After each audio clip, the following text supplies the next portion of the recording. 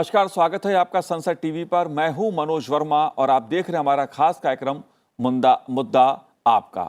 आज राष्ट्रीय युवा दिवस है। 12 जनवरी को हर साल राष्ट्रीय युवा दिवस मनाया जाता है। युवाओं के प्रेरणास्रोत समाज सुधारक स्वामी विवेकानंद का आज जन्मदिन है। स्वामी विवेकानंद का युवाओं से गहरा नाता था, इसलिए उनके जन्मदिन को युवाओं के लिए समर्पित किया गया है।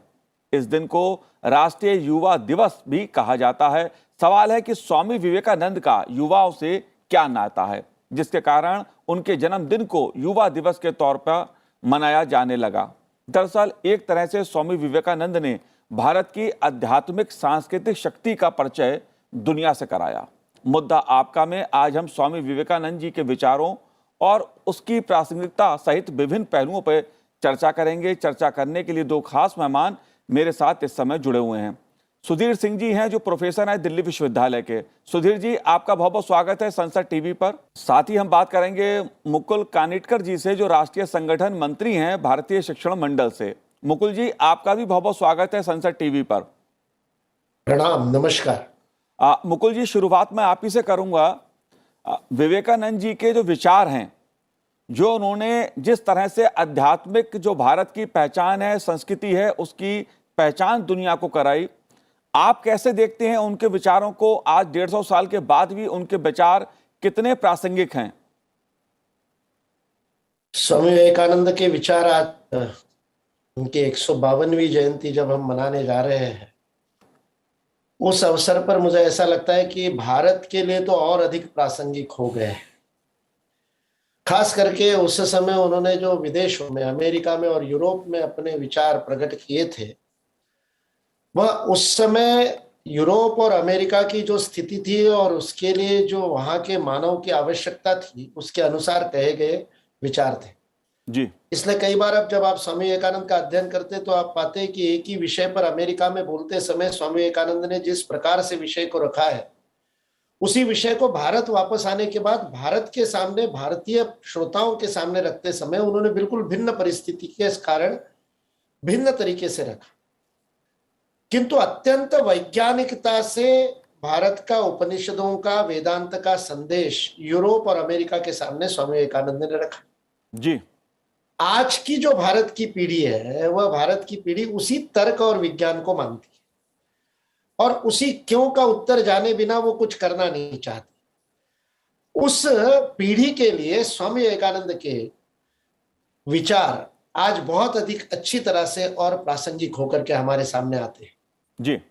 स्वामी विवेकानंद प्रत्येक बात को वैज्ञानिक कसौटी पर नाप करके स्वीकार करने को कहते हैं। वे कहते हैं, युवाओं, किसी बात को इसलिए मत स्वीकार करो कि मैं कह रहा हूं, वो स्वयं कह रहे हैं अपने भाषण में, don't accept it because I am saying it. मैं कह रहा हूं इसलिए भी उसको स्वीकार मत करो, उसे अनुभव करो। वे कहते हैं कि भारत का जो सनातन धर्म है वह मानने पे विश्वास नहीं करता। We don't believe in anything, we don't need believes. वो कहते हैं विश्वास की आवश्यकता नहीं है, किसी बात पर विश्वास करो क्योंकि कोई ग्रंथ कह रहा है, क्योंकि कोई व्यक्ति कह रहा है। ये स्वामी विवेकानंद नकारते हैं जी। स्वामी जी कहते हैं जानो, भारत का धर्म कहता है जानो, मानो से अधिक महत्वपूर्ण है जानो, अनुभव करो। अध्यात्म अनुभूति का नाम है जी। शंकराचार्य एक जगह पर व्याख्या करते समय लिखते हैं कि शास्त्र यदि कहते हैं कि अग्नि शीतल है, किंतु आपको स्पर्श करने के बाद अग्नि यदि उष्ण लगती है तो आप अपनी अनुभूति को महत्व दो शास्त्र से अधिक। ये भारत की प्रतिभा है जो अनुभूति को अध्यात्म कहती है, और उसी बात को स्वामी विवेकानंद ने सारे विश्व के सामने रखा, इसलिए विश्व ने स्वीकार किया। हम जानते हैं कि डेट्रॉइट में निकोला टेस्ला जैसे वैज्ञानिक के साथ स्वामी विवेकानंद ने 7 दिन बिताए और निकोला टेस्ला को उपनिषद का संदेश दिया। और निकोला टेस्ला ने अपने पेपर में, साइंटिफिक पेपर में स्वामी विवेकानंद को कोट किया। वो नाम नहीं जानता था ढंग से, इसलिए उसने मिस्टर विवेक, VIVE अलग किया और KNAND, तो उन्होंने कहा स्वामी मिस्टर कानंद told me about the Upanishads, ऐसे करके उन्होंने कोट किया कि किसी भी वस्तु को प्रकाश की गति से प्रक्षेपित कर सके तो वह प्रकाश में परिवर्तित होती है। ये उपनिषद की बात जी निकोला टेस्ला को स्वामी विवेकानंद ने बताई, जो निकोला टेस्ला ने कोट की, जी मुकुल जी, जिसको बाद में E=mc² वाले पेपर में आइंस्टाइन ने कोट की। जी बिल्कुल ये मुकुल जी, स्वामी विवेकानंद का साइंटिफिक कंट्रीब्यूशन है, जी जो मुझे लगता है आप और अधिक प्रासंगिक होगी। जी बिल्कुल बिल्कुल मुकुल जी।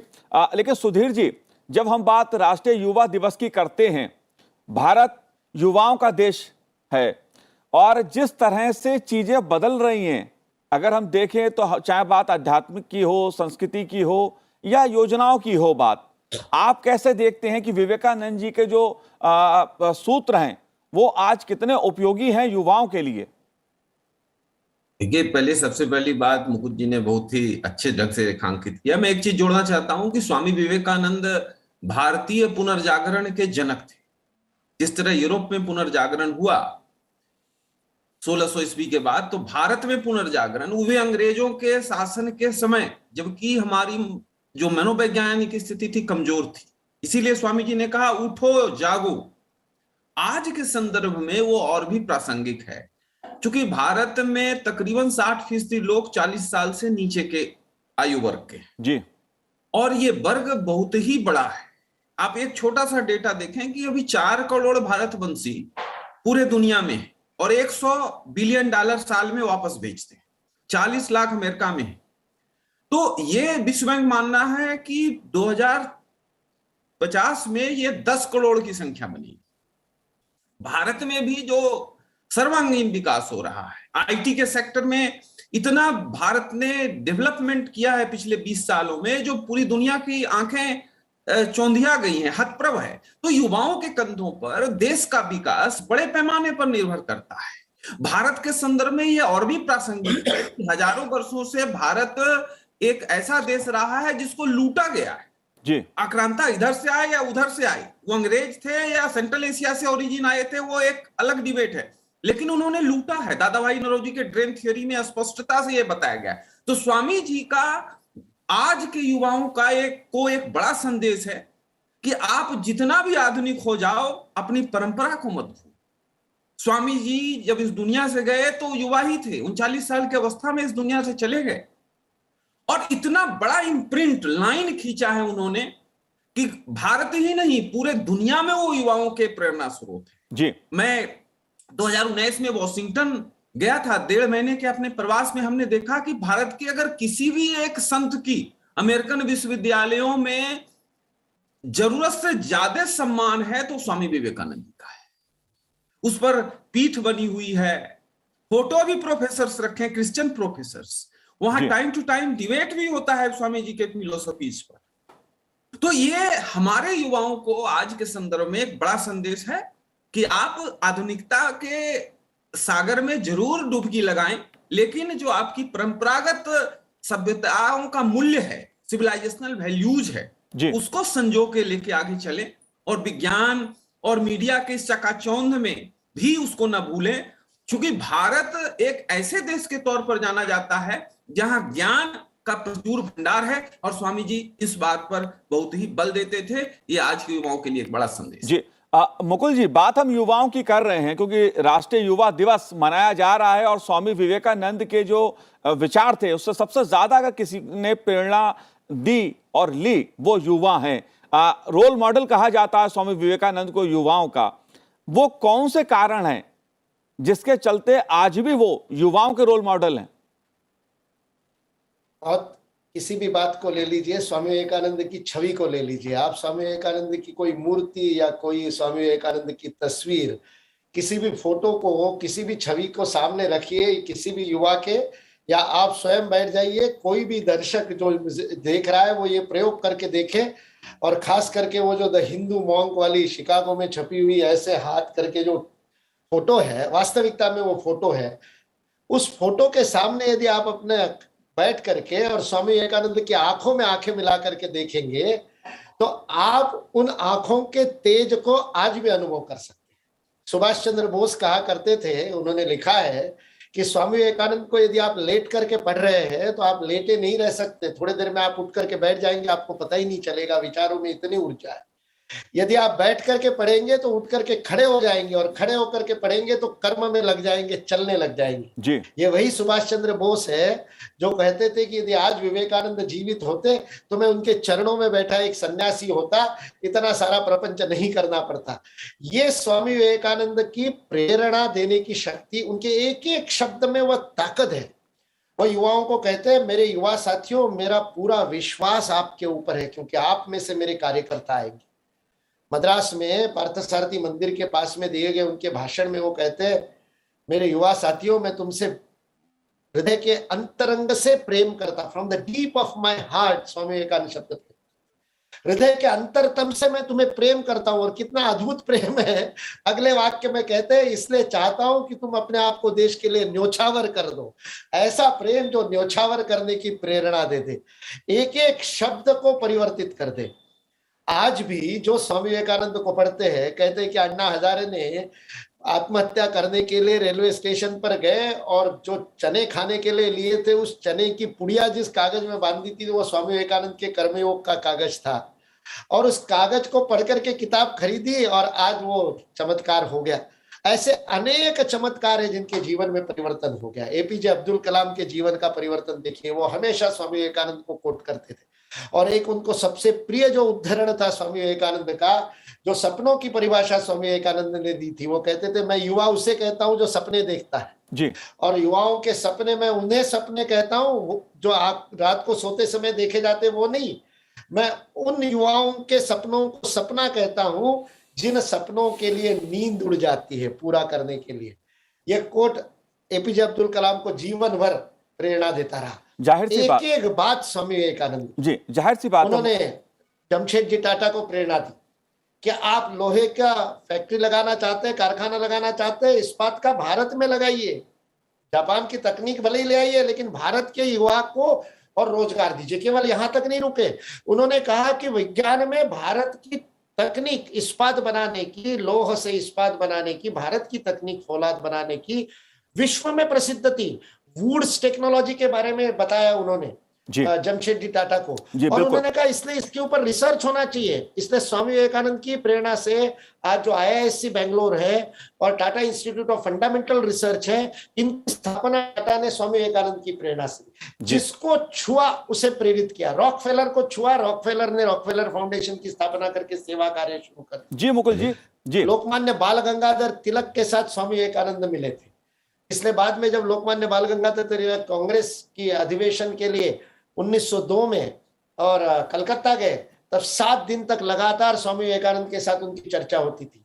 ऐसा मानना है कि स्वदेशी का जो मूल मंत्र आगे चलकर के स्वतंत्रता के चतुसूत्री में से एक बना लोकमान्य तिलक के, वह स्वामी विवेकानंद के साथ जो उनकी 7 बैठकें जिसमें और कोई नहीं रहता था, स्वामी प्रेमानंद जी जिनको स्वामी विवेकानंद की सेवा का दायित्व था, उनको भी बाहर रखते थे। लोकमान्य तिलक ने लिखा है अपनी श्रद्धांजलि में स्वामी विवेकानंद को दिए हुए कि अपने हाथ से चाय बना करके विवेकानंद जी ने उनको पिलाई थी, ताकि उन दोनों के बीच की बातचीत। जी बिल्कुल बिल्कुल मुकुल जी, ऐसे अनेक उदाहरण हैं जिनको स्वामी विवेकानंद ने प्रेरित किया। जगदीश चंद्र बसु, जिस समय उनके द्वारा की गई खोज को मार्कोनी के नाम से डाल दिया गया और षड्यंत्र के अंतर्गत उनकी रेडियो फ्रीक्वेंसी की खोज, जो आज दुनिया ने माना कि वो जगदीश चंद्र बसु ने मार्कोनी से पहले की थी, लेकिन उस समय उनके साथ अन्याय हुआ। मुकुल जी मेरा एक सवाल है, मेरा एक सवाल सुधीर जी से है, सुधीर जी, बात चाहे आज लोकतंत्र की हो, चुनाव की हो, चुनाव में जिस तरह से भागीदारी युवाओं की बढ़ी है, इसे आप कैसे देखते हैं?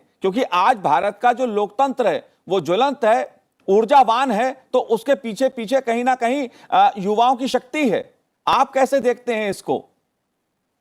युवाओं की शक्ति बहुत ही महत्वपूर्ण है लोकतंत्र के लिए। आप 1974 के जयप्रकाश आंदोलन को याद करिए, जब देश में आताताई शासन था, संविधान को किनारे कर दिया गया था और मनमाने फैसले डिक्टेटरशिप के लिए जा रहे थे, तो युवाओं ने एक भयानक जन आंदोलन छेड़ा, बहुत सारे युवा मारे गए और एक बड़ी त्रासदी हुई युवाओं के खिलाफ, देश की जनता के खिलाफ। लेकिन देश की जनता ने लोकतंत्र को बचाया और उसके अग्रणी युवा थे।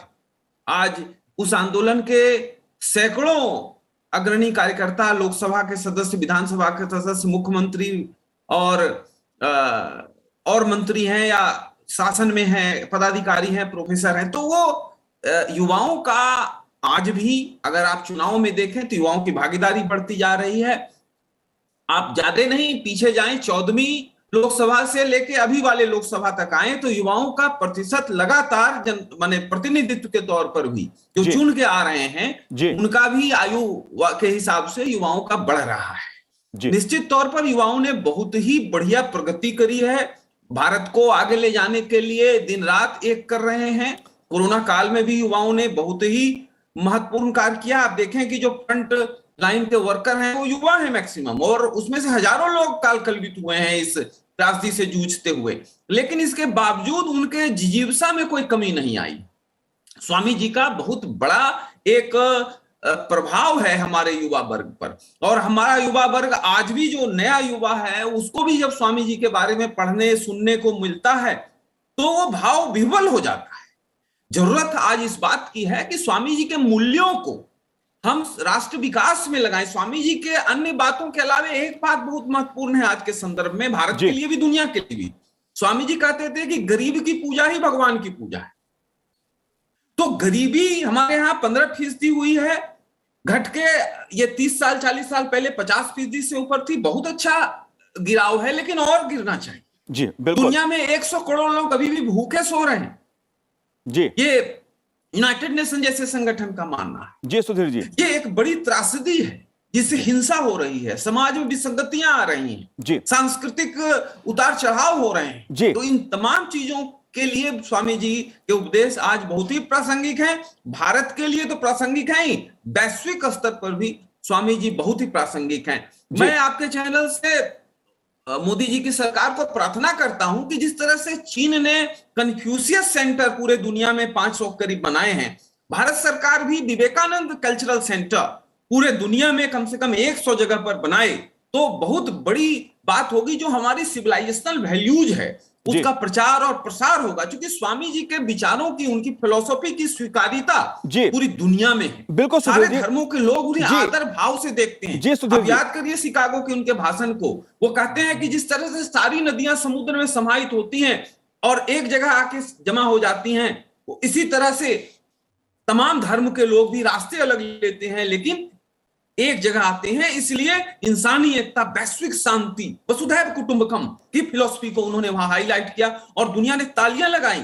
आज हमारे किसी वक्ता पर अगर दुनिया ताली लगाती है तो बड़ी बात नहीं है, लेकिन जब हम इतने वर्षों के गुलाम रहे और उसमें एक युवा मोंग खड़ा होता है, पूरी दुनिया ताली लगाती है, वो भी अमेरिका जैसे देश में जो कि अपनी वैभवता के लिए उस समय अकड़ में था, तो ये एक बहुत बड़ी बात है। आज उनकी जो प्रासंगिकता है इन चीजों पर हमारे युवा वर्ग को अपने दिल से संजो के रखना है और देश को आगे बढ़ाना। जी बिल्कुल। स्वामी विवेकानंद कहते थे कि युवाओं को अपने पैरों पर खड़े होना चाहिए, मतलब आत्मनिर्भरता का एक संदेश था स्वामी जी का कि आत्मनिर्भर बनिए, अपने कार्य अपने आप कीजिए, मेहनत ईमानदारी से कार्य कीजिए। लेकिन मुकुल जी, जब हम बात विवेकानंद जी की सोच की करते हैं, उनके विचारों की करते हैं, तो हमने देखा है कि उनके स्त्री और पुरुष के जो विचार थे उनको लेकर वो भी समान रहते थे। वो जितना सम्मान पुरुषों को और महिलाओं के बीच भेदभाव के खिलाफ थे, वो इसे आप कैसे देखते हैं? स्वामी विवेकानंद के विचार जब अपन कहते हैं तो वो सनातन धर्म के विचार है, ये बात स्वामी विवेकानंद ने बार बार कही। और जो आपने प्रश्न पूछा उस प्रश्न के उस विषय पर, भारतीय नारी, इस विषय पर स्वामी विवेकानंद के 4 व्याख्यान है। 2 व्याख्यान विदेश में दिए हुए और 2 व्याख्यान भारत में दिए हुए। और जब विदेश में दिए हुए 2 व्याख्यानों को आप सुनते हैं तो उन व्याख्यानों में स्वामी विवेकानंद ने भारतीय नारी की महानता को पश्चिम के सामने स्पष्ट किया है। भारत की पूरी विवाह की, परिवार की संकल्पना और उसके अंदर माँ की महानता और अनादिकाल से जो चले आए समानता के अवसर महिलाओं को मिलते थे। ऋषित्व का स्तर भी महिलाओं को समानता से मिलता था। भरी सभा में याज्ञवल्क्य को प्रश्न पूछने की और क्षमता ही नहीं, उस प्रकार का अवसर भी गार्गी को मिलता था। जब वो याज्ञवल्क्य को बड़ी विनम्रता से कहती है कि हो सकता है कि आप ही जीते, किंतु स्पर्धा करने का हमारे अधिकार से तो हमको वंचित नहीं रख सकते, इसलिए पहले प्रश्न का उत्तर देना पड़ेगा, फिर सहस्त्र गाय आपको मिलेगी। ये गार्गी बराबरी से जनक की सभा में खुले में याज्ञवल्क्य को चुनौती दे सकती है। उसका वैदुष्य भी है और अवसर भी है। ये बात लेते हुए स्वामी विवेकानंद विषय को समझाते। लेकिन वही स्वामी विवेकानंद जब भारत में आते हैं तो भारत में आने के बाद नारी के प्रति होने वाले अन्याय को देख करके, दमन को देख करके विचलित होकर के भारतीय समाज के सामने जब भारतीय नारी के बारे में बोलते हैं, तब उस भारतीय समाज को प्रताड़ित करते हैं कि जब तक आप अपनी नारी को शिक्षित, समान रूप से अवसर दे करके और समाज के सभी क्षेत्र में आगे नहीं बढ़ने देंगे, तब तक भारत का उत्थान नहीं हो सकता। इतने कड़वे शब्दों में स्वामी विवेकानंद, यानी कभी कभी लगता है ये वही वक्ता है क्या जो पश्चिम में भारतीय नारी का इतना बड़ा महानता से वर्णन कर रहा है, और वही वक्ता भारत में आकर के भारत के समाज को इस बात के लिए प्रताड़ित कर रहा है कि आप अपनी नारी को उस प्रकार का उचित सम्मान आज नहीं दे रहे। और यत्र नार्यस्तु पूज्यन्ते का उदाहरण देते हुए वो कहते थे, यदि नारी की पूजा समाज में नहीं हुई तो समाज का उत्थान संभव नहीं है। इसलिए उन्होंने 3 बातें जो कही थी कि भारतीय समाज के जो 3 मूल विकार है जिनको दूर किए बिना भारतीय समाज ऊपर नहीं जा सकता, उसमें से एक था नारी का सम्मान, दूसरा था शिक्षा की कमी, भेदभाव जो समाज के व्यक्ति के बीच में चलता था, और तीसरा था जन सामान्य की उपेक्षा। इन तीनों को दूर किए बिना भारतीय समाज ऊपर नहीं उठ सकता। ये स्वामी विवेकानंद के विचार थे। एक अंतिम बात उस विषय में, नारी के उत्थान के बारे में, जब कुछ लोगों ने उनसे कहा जाकर के कि नारी ने अपना उत्थान कैसे करना चाहिए, उसके बारे में स्वामी जी आप कुछ बताएंगे, तो स्वामी विवेकानंद का बड़ा सुंदर उत्तर था, if I give solution to the problem of women, it will be a male solution to a female problem.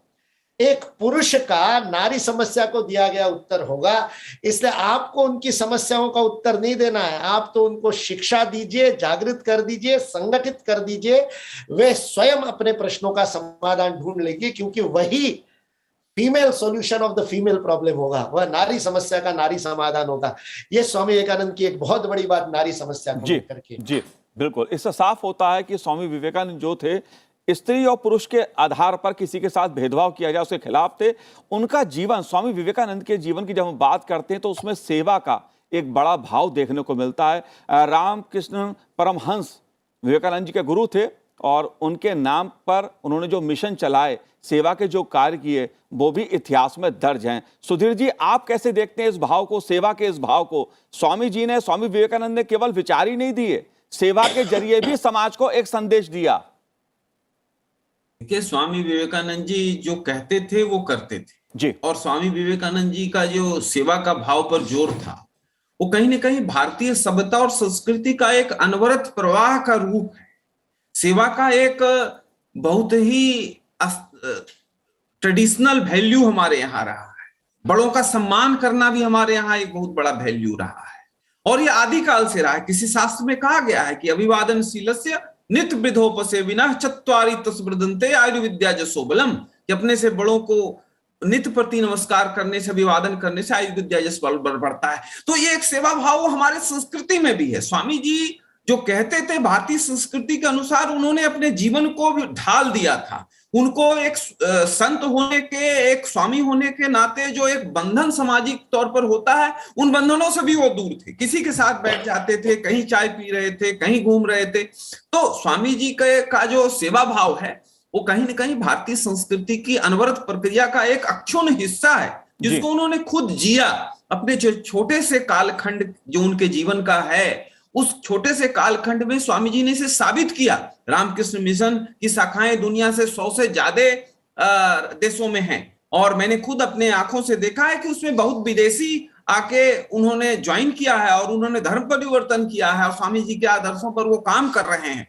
जरूरत है कि हमारे यहाँ सेवा भाव जो है भारतीय संस्कृति का एक अभिन्न हिस्सा जरूर रही है, लेकिन आज कहीं न कहीं जो हमारा अभिजात तबका है, जो अमीर तबका है, उसमें सेवा भाव घट रहा है। जो मध्यम वर्ग और गरीब है उसमें तो है अभी भी बहुत हद तक, लेकिन उच्च वर्ग में घट रहा है। जरूरत है उसको आत्मसात करने का, स्वामी जी के बताए इस मार्ग को समाज में लागू करने का, बड़ों का सम्मान करने का, औरतों को बराबरी देने का और गरीबों को उचित सम्मान देने का। ये एक बहुत ही बड़ी ज्वलंत चुनौती है 21वीं सदी के भारत में, और स्वामी जी के फिलॉसफी पर, उनके आदर्शों पर, उनके जीवन पर एक आधारित व्यवस्था करके हम इसको बहुत बड़े पैमाने पर हल कर सकते। जी मुकुल जी, आखिरी सवाल मेरा आपसे है कि जिस तरह से आज अंतर्राष्ट्रीय स्तर पर भारत की छवि निखर के सामने आ रही है, चाहे आर्थिक दृष्टि से मैं बात करूं, बात चाहे संस्कृति की हो, योगा की हो, आज भारत के प्रति एक सम्मान दुनिया में बढ़ा है। इसको आप कैसे देखते हैं? आध्यात्मिक दृष्टि से भी भारत का जो अध्यात्म है उसका प्रचार प्रसार दुनिया में बढ़ा है, दुनिया उसकी ओर आकर्षित हो रही है, इसे आप कैसे देखते हैं? क्या कहना चाहेंगे आप? इसका प्रारंभ तो 11 सितंबर 1893 को हुआ था, जिस दिन स्वामी विवेकानंद ने शिकागो की उस सर्वपंथ सभा में सबके सामने कहा था कि इस बात का मुझे गर्व है और हर्ष है कि मैं विश्व की सबसे सनातन और सबसे पुरातन प्राचीन सन्यासी परंपरा के प्रतिनिधि के रूप में आपके बीच में उपस्थित हूं। एक हिंदू के रूप में आपका अभिवादन स्वीकार करते समय मुझे गर्व का अनुभव करता है। ये जो बातें उन्होंने वहां पर कही थी, वहां से यह प्रारंभ हुआ था। दूसरे दिन अखबारों में लेख आए थे कि ऐसा देश जिसके पास इतना उन्नत दर्शन हो, वहां पर धर्म प्रचारक भेजने का हमको अधिकार नहीं है। वहां से बात शुरू हुई थी और स्वामी विवेकानंद से के उस, जैसा कि बहुत सुंदर सुधीर जी ने शब्द प्रयोग किया था कि भारत के पुनर्जागरण का प्रारंभ वहां पर हुआ। भगिनी निवेदिता ने उसको इसी रूप में कहा है। भगिनी निवेदिता ने कहा है कि हिंदू धर्म was reborn on that stage. उस मंच पर हिंदुत्व का फिर एक बार आविष्कार हुआ था और वहां से यह प्रारंभ हुआ। इसलिए 21 जून 2015 को जब अंतर्राष्ट्रीय योग दिवस पर 193 देशों में लोगों ने अपने अपने स्थान पर योग किया, तब स्वामी विवेकानंद का स्मरण किए बिना रहा नहीं जा सकता था। तब स्वामी विवेकानंद के उस स्वप्न को ही हम साकार कर रहे थे। लाहौर में उनका गया हुआ एक भाषण है 1897 का। 1897 में लाहौर में खड़े होकर के स्वामी विवेकानंद ने गुरु गोविंद सिंह को श्रद्धांजलि अर्पित करते हुए अपने भाषण का प्रारंभ किया था। उस भाषण में स्वामी विवेकानंद ने कहा था कि प्रत्येक राष्ट्र के, उन्होंने 3 बातें कही थी। प्रत्येक राष्ट्र को एक संदेश देना होता है जो विश्व को देने के लिए उसके पास संदेश होता है। फिर दूसरी बात उन्होंने की थी कि प्रत्येक राष्ट्र की एक नियति होती है जिसको उसे प्राप्त करना होता है। और तीसरी बात स्वामी विवेकानंद ने कही थी कि प्रत्येक राष्ट्र का एक व्रत होता है। उन्होंने अंग्रेजी में शब्द प्रयोग किया था मिशन, उसको हिंदी में अनुवाद किया गया व्रत। प्रत्येक राष्ट्र का एक व्रत होता है जिसे उसको उद्यापन करना होता है। उन्होंने ब्रिटेन का, फ्रांस का, जर्मनी का स्वभाव बताने के बाद में कहा था भारत का जो प्राण है वह धर्म है और अध्यात्म उसका विश्व को देने का संदेश है। और फिर स्वामी विवेकानंद ने कहा भारत विश्व का गुरु बनने के लिए जीता है। जी, भारत का स्वप्न नहीं है कि वो दुनिया पे अपना आधिपत्य स्थापित करे।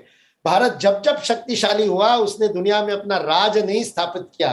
भारत दुनिया में व्यापार करता रहा किंतु दुनिया का शोषण नहीं किया, लूटा नहीं। स्वामी विवेकानंद ने कहा भारत का मुकुल जी मैं जानता हूं कि स्वामी विवेकानंद के ऊपर जितना भी बात की जाए, उनके विचारों को जितना भी सुना जाए वो कम है, लेकिन इस कार्यक्रम की अपनी एक, मेरी भी सीमा है, इस कार्यक्रम की भी अपनी एक सीमा है। तो आप दोनों का बहुत बहुत धन्यवाद सुधीर जी, मुकुल जी, हमसे बात करने के लिए। तो आज हमारे इस कार्यक्रम में इतना ही, मुझे दीजिए आज्ञा, नमस्कार।